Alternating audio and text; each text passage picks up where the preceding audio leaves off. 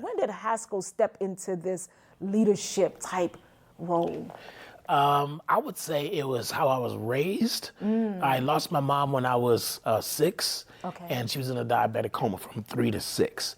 Then not having a father in my life, being raised by my grandmother, brought things that I had to kind of grow up fast. And I was raised around my uncles and aunties. Saw a lot of things that I probably shouldn't have seen. But I think what that did is it grew me up kind of thinking about self-preservation, survival methods. Like, how do you last? How do you stick in there when things get tough? So from that perspective, I started playing sports. And sports really helped me identify leadership qualities, longevity, sustainability. How do you get to the goal line? How do you finish? How do you finish when things are hard? So one of the first opportunities was I was in a singing group signed to Motown. Oh, y'all, I didn't tell you, Haskel can sing his butt off, okay? He used to sing. Look. All right, go ahead. Finish telling us about this group in Motown. Yeah, so it's called Straight Vocals. And we got signed with Motown. We was able to do an album called Motown Comes Home. And that went on to get Grammy-nominated, those things. But I was around these amazing musicians, and I saw how they led musically. Hello, and welcome to the Leadership Reality Podcast with your girl, Tige Charity. This podcast is for C-suite leaders to discuss their experiences and provide insight, encouragement, and inspiration for seasoned and inspiring leaders, offering valuable solutions to today's challenges that will inspire, ignite, and invigorate new and seasoned leaders to walk in their God-given authority with compassion, kindness, and empathy. So sit back, relax, and be prepared to be inspired with today's episode of Leadership Reality. Thank you. Welcome back to another episode of Leadership Realities with me, Tige Charity, where we will be sharing tales from the top. Today's guest is my friend and brother from a different set of parents, the one and only Haskel Jackson Jr. Haskel is a multi-Grammy-nominated producer and a 3-time #1 Billboard producer. Whoop, whoop. He is the founder and CEO of Haskel Jackson Entertainment, Genesoul Productions, and the Genesoul Music Lab, which is located in LA near LAX. It's a fully equipped, industry-standard recording studio development center. Haskel is also the CEO of Music for Your Mental Health. This highly sought-after program fosters the creation of music as a therapeutic tool for youth, young adults, and adults. Music for Your Mental Health has recently partnered with the Los Angeles Department of Mental Health. That's huge, y'all, because it's not easy to get a partnership with DMH, let me tell you. And if you think that's impressive, Haskel ran the Kanye West Foundation for over 6 years, where he was instrumental in providing opportunities for underserved students to expose them to the music industry without compromising their education, alongside the late Donta. How do I say Donda West. Donda West. Haskel provided music opportunity for kids and resources who normally would not have this opportunity. So Jackson's journey through the music industry has been steady for 30 plus years. Haskel! Hey. Welcome to the show, my friend. Y'all, I'm going to try to pace myself. I'm going to tell you right now, I'm going to try to pace myself. Because Haskel and I go way, way, way back. Yes. And I am so happy and so excited you said yes. Yeah. The man's running multiple businesses and nonprofits and working with, these big time celebrities. So thank you for taking time. Absolutely. To come and sit I'm with your excited girl. to be here. I love what you're doing. The set is beautiful. You're doing your thing. I'm super excited about what you're doing and just who you are. I'm here. Well, the feelings are mutual. So thank you. Because, Absolutely. I'm not a 3-time nominee, nothing, okay? And I ain't got no #1 Billboard. No, I'm just messing with you. You got enough accolades in this place. I love it. So look, let's talk leadership reality. Yeah, let's do it. I want to know, just from you growing up, when did you realize that you had leadership qualities? When did Haskel step into this leadership type role? I would say it was how I was raised. I lost my mom when I was 6, and she was in a diabetic coma from 3 to 6. Then not having a father in my life, being raised by my grandmother, brought things that I had to kind of grow up fast, and I was raised around my uncles and aunties. Okay. Saw a lot of things that I probably shouldn't have seen, but I think what that did is it grew me up kind of thinking about self-preservation, survival methods. Okay. Like, how do you last? How do you stick in there when things get tough? So from that perspective, I started playing sports, and sports really helped me identify leadership qualities, longevity, sustainability. How do you get to the goal line? How do you finish? How do you finish when things are hard? So one of the first opportunities was I was in a singing group signed to Motown. Oh, y'all, I didn't tell you, 10 Haskel years. can sing his butt off, okay? He used to sing. Look. All right, go ahead. Finish telling us about this group in Motown. Yeah, so it's called Straight Vocals, and we got signed with Motown. We was able to do an album called Motown Comes Home, and that went on to get Grammy-nominated, those things. But I was around these amazing musicians, and I saw how they led musically, and I learned from that. And then I ended up being the musical praise team leader for New Dawn Christian Village. Yes. Where we both had the most amazing pastor, Frank Wilson. Yes, we did. And Frank Wilson was a legend and a dominant force at Motown. He switched over, became a pastor, created New Dawn Christian Village, and asked me to head up the praise and worship department. So that was one of the first times that I had a rally of singers that I had to lead. Yeah. And then from there, then the opportunity with Kanye West Foundation came, and that was a bigger stage. Wow. You know, so from there, those years were intricate in who I am today. And I had seen some things, I had to make decisions in hard times. There were moments where I didn't know what to do. And I had to rely on my ears, listening and following. You can still follow as a leader. Absolutely. And I had to position myself to continue to follow as I led and be humble and you know, just that perspective helped a lot in my leadership. You know, I got so many questions just going through my head. I want to definitely talk about the companies that you have, your production studio, but I also want to know, what was it like, though, working with the Kanye West Foundation? Let me put some respect on the man's name, all right? Mr. Kanye West. What was it like working with his production or his foundation? His foundation, it was amazing. His mother, Donda, she was a professor at Chicago University, I think. Okay. And so she was very educated. She was very much into moving our culture forward educationally. And so when she brought me in to lead that aspect, I took it as like handing me the torch and say, run with this. And right before we opened the foundation, we did all this work, one-on-one work, creating a curriculum and lesson plans. And then right before we were about to open, she passed away. Oh my gosh. It was devastating because her vision for what she wanted us to do, she had it all in her. But I was able to spend enough time with her to get those nuggets. And I had to take that torch when she passed and keep running. And that was tough.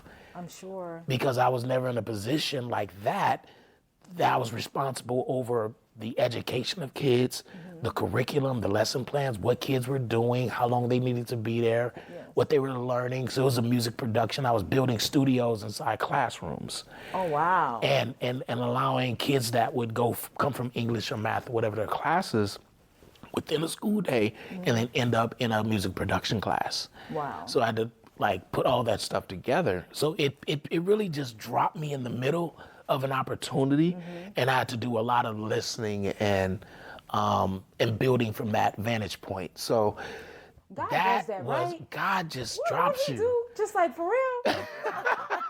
Like, really, God? I ain't ready. He's like, you ready. You as ready as you gonna need get to be. ready. That's right.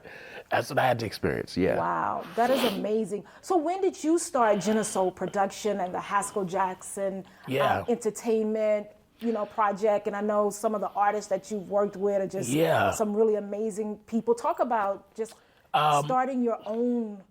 My own started, I think, right while I was in the group. I started the group in college when I was at CSUN. I went to Cal State Northridge. Okay. And while I was there in the dorms, starting the group, doing the business and singing and all of that stuff, it kind of galvanized all that information for me of what business looks like and what it looked like and how it needs to be operated.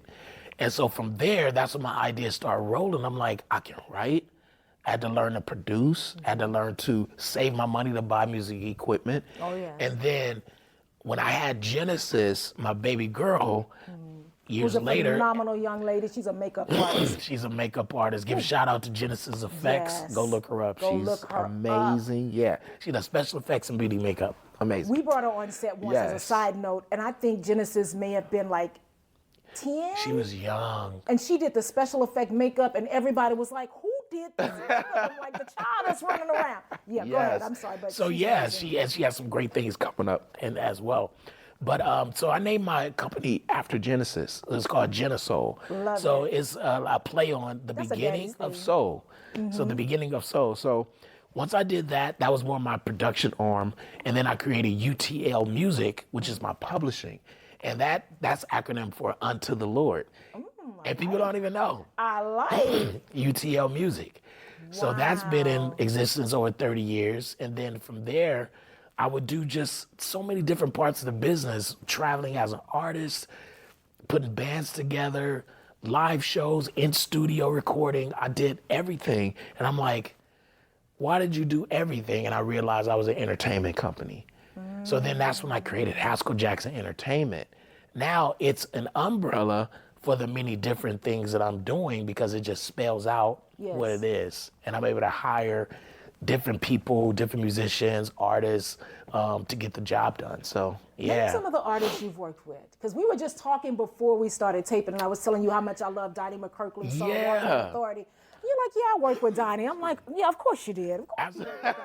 Name some of the artists that you've worked with. Kanye West, Shaka Khan. She's in concert tonight. Where? At the Hollywood Bowl. Wow. Yes, okay, y'all, just for date references, today is July the 26th. Yeah. She's in concert at the Hollywood Bowl. She's amazing. That experience for me was awesome. And at the time she had a foundation working with kids. So I came in and alongside and helped her, create some songs. Me and my big brother DOA, Derek Allen. Okay. And so we came in and helped her with that. So that was a great experience. Donnie McClurkin came by the studio and we worked on his latest album. Like three songs, I think. Yeah, he recorded at the studio. So I wish I'd have known, so you would call me. So I just did a drive by. I love Mr. Donnie McCurkin. Go ahead. From Raven Simone to she sings. She had an album through Hollywood Records. Really? Nice voice. Yeah, I produced a song on her as well. Amazing. I love that. Helen Baylor. Wow, love her too. You traveled with her for 6 years singing background. Really?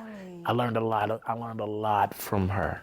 She's got such a rich, deep voice. Oh yes. Okay. And she's spiritually grounded. Like I was young, and I don't want to get too deep, but she would go to these places like Jamaica and these different countries, and we'd go with her, and it would be spiritual warfare. Oh wow. And we'd have to be praying on stage and singing and warding off those spirits and setting people free. Oh wow. A lot of people don't know I went through that, like casting demons and stuff like that. Are you serious? Yeah, it was heavy. That's good. It was heavy. You can't be that old. When I read 30 plus years, I'm like, 30 plus years? Okay. Yeah. Wow. Yeah, so I did that. So that built up a lot in me. Professionalism and how to do business, how to travel, how to keep the main thing, not becoming too familiar with musicians that are like legendary. And when you become too familiar, you kind of don't respect who they are after a while. They just become normal people. And we got to all watch that. We got to make sure to know who God put in position. And as we become friends with them, still respect who they are. Yes. And I learned that a lot being with her. So, I mean, it's a plethora. Tony Williams, plethora of artists that I've worked with. I've had an opportunity to work with. But you have a heart for young people. I do. Because you started your nonprofit, really using music as a therapy. What was that like, really building a nonprofit? Because nonprofit is a lot different than building a for-profit. Oh now you have this amazing partnership with the Department of Mental Health, which I said earlier is not an easy thing to do, especially here in LA. So the fact that you're doing that and have that partnership is amazing. Talk about the start of your organization and where you are now, and why. What is it about the young people that, you know, that kind of pull at your heartstrings? Yeah, so the Foundation Music for Your Mental Health, and our website is musicforyourmental.org if you guys want to look us up. Yes, definitely. But about 8 years ago, a young guy that I work with, his name is Jared Vincent. Okay. And I would work with him, and he had a group, a R&B group. And so after a while, he would always pop up to my studio and say, man, I just want to be around you. I want to work. I want to do some things. And so we just casually was talking, and we started talking about mental health. Excuse me. And it ended up being a discussion about how do we tie mental health and music. This was 8 years ago, before mental health was really popular. Right. So we started really talking about that conversation, and it turned into, well, let's not talk about it. Let's do something. So he said, I have a friend. His name is Stevie McBride. He's a child, what is it called? He's a therapist. Child advocate? Child advocate. He's a psychologist? A therapist. He's a therapist, a counselor, that kind of thing. Okay. I'm sorry, Stevie, for tearing up your, just ripped it apart. It's all right, Stevie. But thank you for the work you do, though. Yeah. So he said, I have a friend that is a child care development person, and let's bring him in and talk to him and see how we can kind of combine those roads. Brought him in, we started talking about it, got exciting, and we're like, okay, his brother is a part of my group, let's bring him in too. So now he's the financier, he's the chief financial officer. Okay. Stevie is the director of our therapy section. Okay. And so we have 6 people total. Oh, wow. That's yeah, amazing. we have 6 people total. Music for Your Mental is all about bringing therapy through a musical vein. Yeah. Because a lot of kids don't know how to communicate their feelings and trauma. They can go through things and they carry it, and then those things turn into other things. Absolutely. So if we can catch it at the beginning, music gets their attention. And once we have their attention, you can teach a kid anything. Yes. But you got to get their attention first. And it's a universal love language. It's a universal love language. All love music. We all love music. No matter what the genre is. Yes. Music brings us Absolutely. Absolutely. So Haskel, tell me about the team that you built to work with you in your organization. Yeah, so we have our Chief Operation Officer, which is our COO. He's Jared Baisley. Okay. We have Sean McBride. He's our Chief Financial Officer. He's our CFO. We have Alicia Cherie. She's our Chief Brand Officer. She make us look good. I know that She put it together. We all need one of them. Yes. We have Stevie McBride. He's our clinical director. Okay. So he makes sure we are on par with everything that we do therapeutic-wise, and making sure we're doing what we need to do. If we get a kid that's having some type of issues, he knows exactly what we need to do to make sure that's a safe place for them. And then we have our Sean Lewis, who is our curriculum director. So he's making sure that whatever we're teaching in class or bringing the information, that it's in a format that is aligned with music and therapy. Okay. So that's the team. You got a dream team. I got a dream team. I love it. And everybody I trust. I don't have to look over my shoulder. Hold on. Let me sip some. I don't have to look over my shoulder. Did you say you don't have to look over your shoulder? I don't have to look over my shoulder.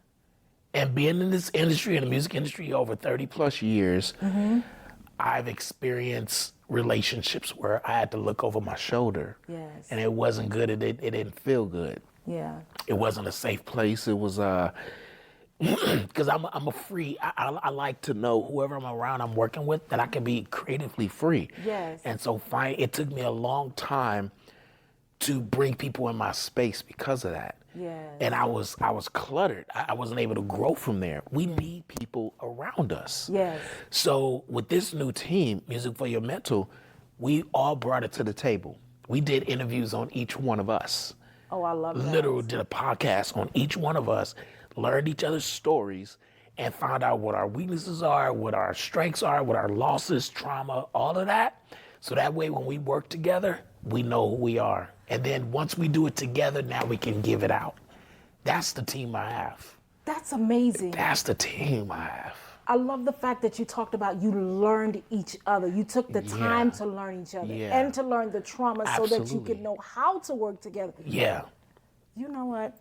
Absolutely. That was important because we didn't want to just have a team that just looked like a team. Right. We want to know if you're struggling, if you're going through something and you're like, whatever, we want to be the therapy for you. Yes. So we're the therapy for each other. That is amazing. And it works. We're friends. We're brothers. We're like, we lean on each other. We talk. We're transparent. Yes. We're open, you know, so, and that helps. Because when it's time to go put that full front together and go tackle mountains and battle, I already know who on my team. I know that's real. I ain't got a question. Yeah. I know this guy right here, he gonna come with it. I know she gonna come with it. So that's our perspective.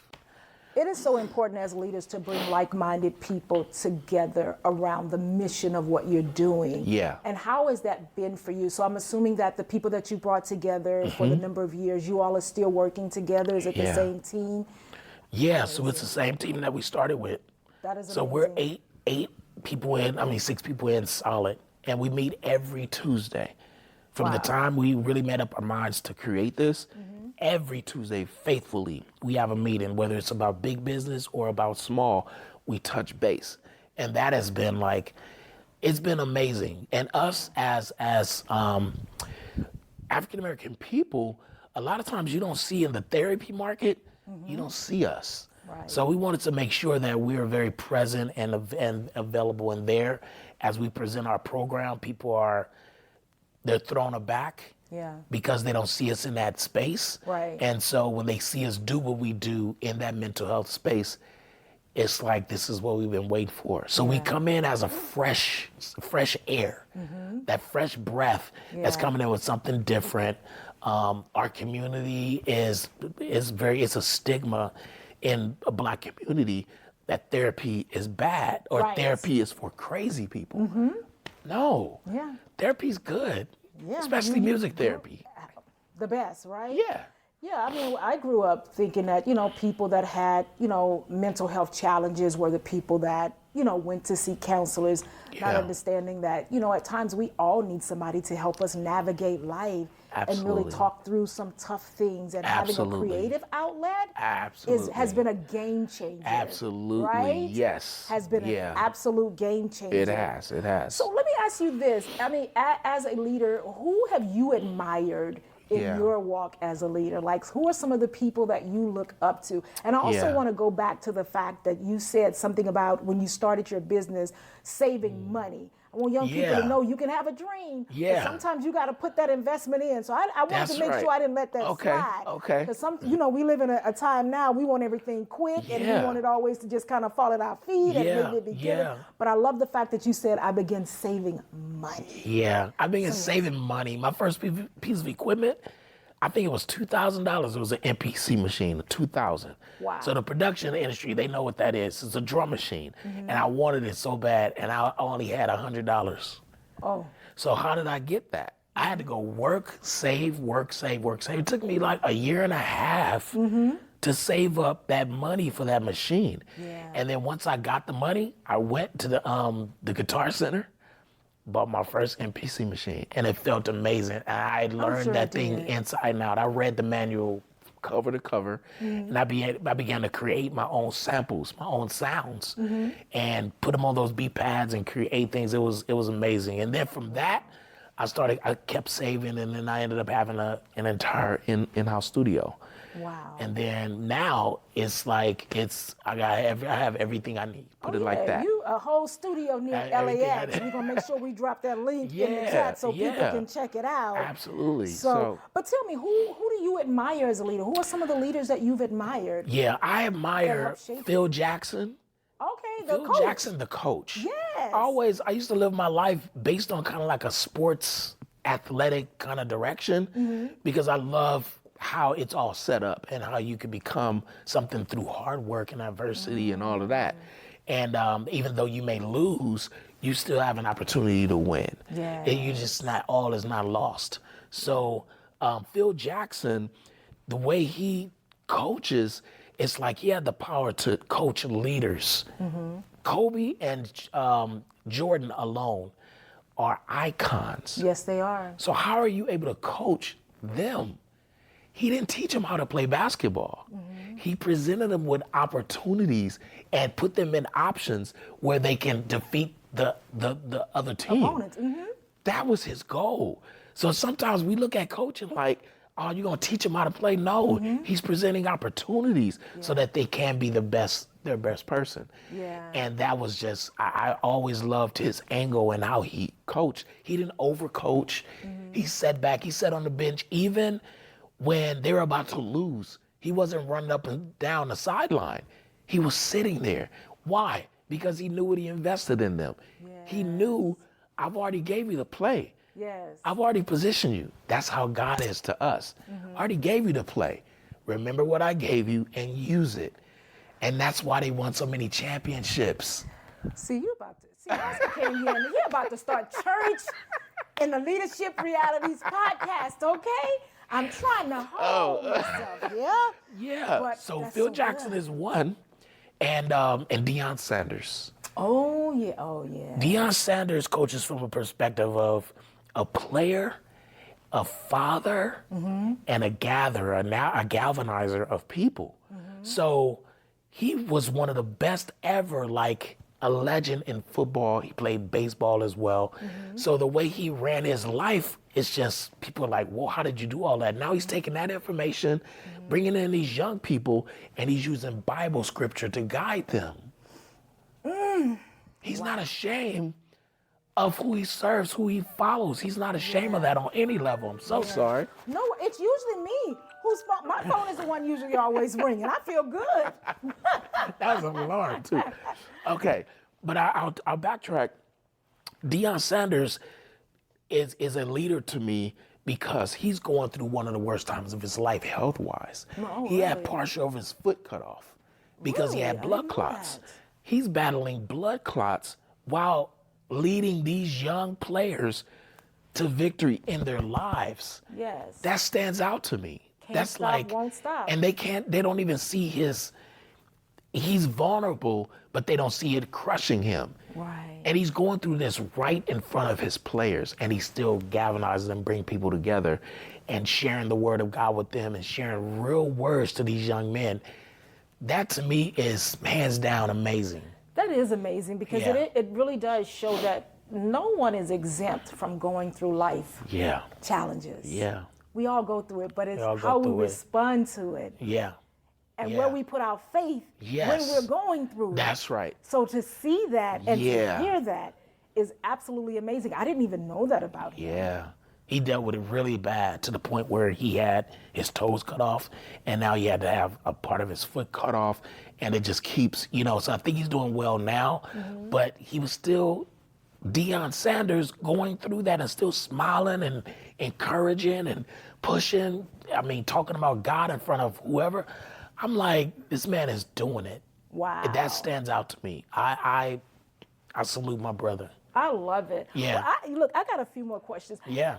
We're going to get back to questions about leadership, but I also want to know if an artist wants to work with you, and I know your schedule is busy because I've called you a few times. Haskel, can I get a beat here? But how does somebody work with you? How do they get to work with Genesoul Productions? Or I'm at a stage in my career now where obviously I can't work with everybody, but I do try to find, I put it like this. I've always tried to keep an area in my business for the give back. Oh, good. Like, well, that's because there's the nonprofit. Yeah. And so that slot is always filled, it seems like. Of course it is. The give back, the whatever. So to work with me, it's a referral base as well. Or if I meet someone and I feel like God is leading me to work with them, I'll do that as well. My close family and friends, that's automatic. Yeah. Like you ain't got to go through no hoops. I may be busy, but I'm gonna try to find time to work with the people I love. Yeah. You know. I appreciate you because I know we had a youth who was struggling, and I called you and I said, look, Haskel, there's a young man I need you to just kind of take under your wings. And you came, you showed up, you connected with him, and I appreciate that because I know how busy you are. Yeah. So for me to pick up the phone, I know you will show up for the people that you love and care about. So I'm grateful. Tige, you are one of those ones that there are not a lot of people. You have to keep your circle tight, and there are people that are in your circle that when they call, answer the phone because they're not just calling for whatever. It's like a purpose with it. So when I see Tige, I answer because I know you're about the forward push. You're about these youth, these young people, pushing the old agenda out, bringing in opportunities for new and setting up resources for the new generation coming in. That is not talked about enough. You are the Oprah. You are the Fawn Weaver. Oh, Lord. You are that. Those some big shoes. I mean, you're sitting in it. Sometimes you're just going and going and going, and you probably don't see it, and you're like, no, you are that.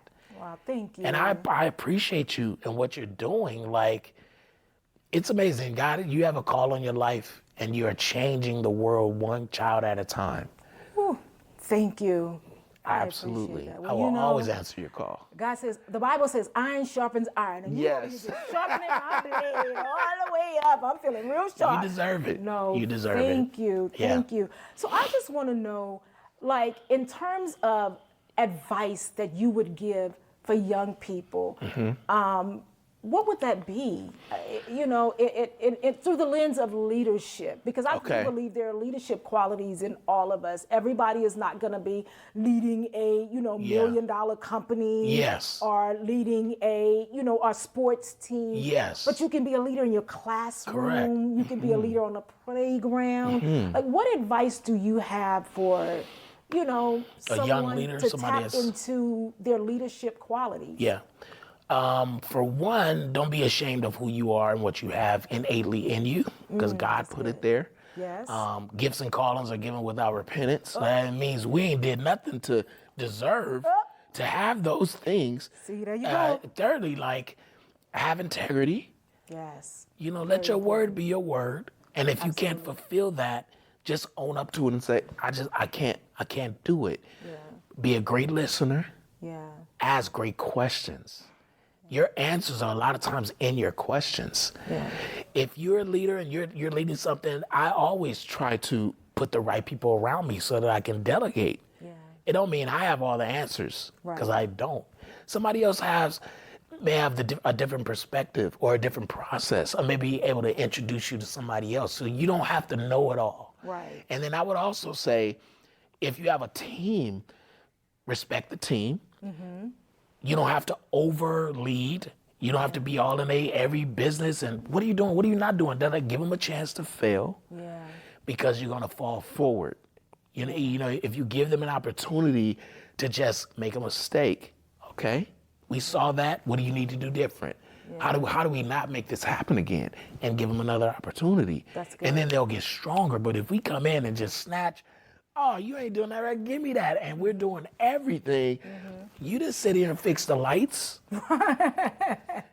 You know what I mean? Like, right. You didn't. You saw everything, and you know when it's where it needs to be for you. Yeah. But people had to do their job. Yeah, and that's a huge part of leadership, letting people do what they are here to do. That's good. Yeah. What are some of the challenges you faced along the way, though, as you've developed as a leader, as you've built these companies and now building a nonprofit? What are some of the challenges you've had? Like, for instance, it took us a while to get a part of LA Department of Mental Health for many different reasons. They are busy, and they've been around for decades, so they're a huge... It's a lot of red tape. Yes, a lot of red tape. So we had to go through that red tape, and then we had to stand there long enough, continue to have those meetings, and it was at a point where we were like, man, is this going to happen? like, when is this gonna happen? All these lunch meetings and things like that, and we didn't understand it. And then after a while, we're like, we got another breath of fresh air, some wind. It was like, keep going. Yeah. And so I realized the power in staying in something long enough to see the other side of victory. That's good. Because sometimes when people hit walls, they feel like, this just ain't for me. Mm-hmm. What if it is, and you just gotta break down the wall? Yes. And then you break down that wall, and you get to see another wall, and you're like, there's no way it could be this hard. And you'll never know until you start breaking down those walls. You gotta break down the first one. Come on. To know that you can break down the wall. Come on. Before you even attempt to get to the second one. Haskel, somebody bring me the offering plate, because Haskel, you know what? I love it's Haskel. like that. It's like that.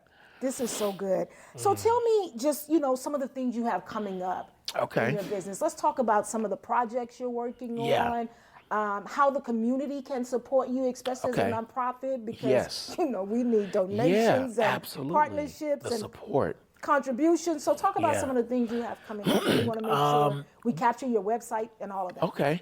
My personal website is haskeljackson.com. So you can find me there. The nonprofit, the 501c3 is musicforyourmental.org. Musicforyourmental.org. Okay. You go in there, you'll see our website, you'll see the team, you'll see where you're able to donate, and you'll see some of the things we've done. So what's coming up, so I just finished a movie called A Little Hope for Chicago. I scored it, did all the music, brought in a couple friends to, thank you, and Kevin Nichols. It's an amazing film. The way it was filmed was something that hadn't happened before, so it's a different format. Okay. We won the Dance with Films, one of the highest awards for that film. Congratulations. It's a full-fledged, So that is coming out in different cities, different festivals. It's going to be in the Atlanta Festival, which I just found out. Yes. Y'all, we're going to meet you there. Yes. The Kids in the Spotlight got 3 films that's going to the Bronze Lens Film Festival in Atlanta. Yes. So what's the name of your film? A Little Hope for Chicago. We're going to have to check it out. A Little Hope for Chicago. Yeah. So Kevin Nichols he's the main actor. It's his life. And he's the writer as well. Leon Lozano is the director. Garrett Thompson, he's the producer. Okay. And I did the music. And then we had a whole host of team, and it's a phenomenal film. I think every school and every community needs it, because it has heartache and it has triumph all at the same time. So it's a great film. And the Bronze Lens Film Festival is an Oscar qualifying film festival. Come on. So that's even more amazing, right? Yes. And yours is a short film too? Yeah, it's a full-fledged. It's a full length. Oh, you got a feature length? Yeah. Oh, good. So we ain't in the same category. Yes. Feel better about that. But that's amazing. So that's coming up. That's in the works right now. That's happening now. And then I go to New York next week to speak to over 20 kids in New York. And and over 200 kids? Or? Yeah, 200 kids, 200 youth. And I'll be talking about the things we're talking about now. Like, who are you? How do you establish your way? How powerful music is. Do you have leadership qualities in you? Yes. How do you react to different scenarios? How are you going to react with an attitude? Or are you going to assess that situation and act differently than maybe some of your peers? Yeah. And I'm going there to find out.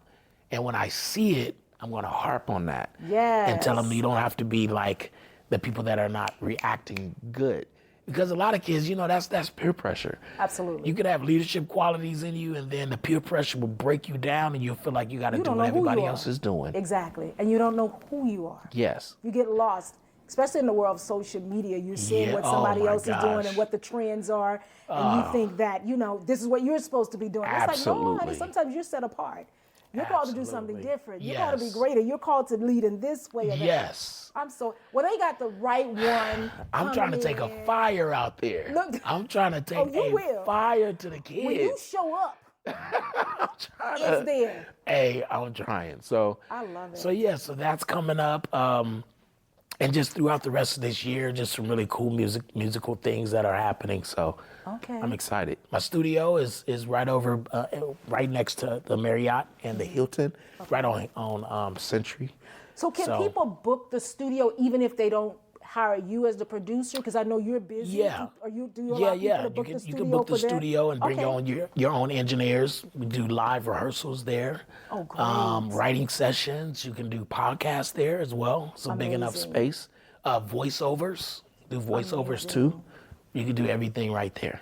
You know, this has been a treat for me. I feel like I've had church. My soul is feeling satisfied Same here. today. Same here. Yeah. It has been an absolute just pleasure. Guys, we got to wrap this up, and I don't want to wrap this up. Let me just put that out there right now. I don't even want to wrap this up right now. But we are going to wrap this up. Haskel, is there anything else you want to share? No. Yeah. Wait. Before I wrap it up, give me about just 3 words that people would use to describe you. Okay. I would say integrity, Yes. driven, Yes. and a go-getter. I concur. I would describe you with those 3 words exactly. Thank you so much, Haskel. Thank Ladies you. and gentlemen, that is it for our show today. I am so happy that you tuned in. I hope that you've heard something, a nugget of something. You had to have heard something today that will inspire you on your leadership journey. So until next time, stay tuned for Leadership Realities. Bye for now. All right, ladies and gentlemen, that is our show for today. I hope you were inspired and you gained some valuable nuggets that will help you to become a better leader and to walk in your God-given authority. Bye until next time.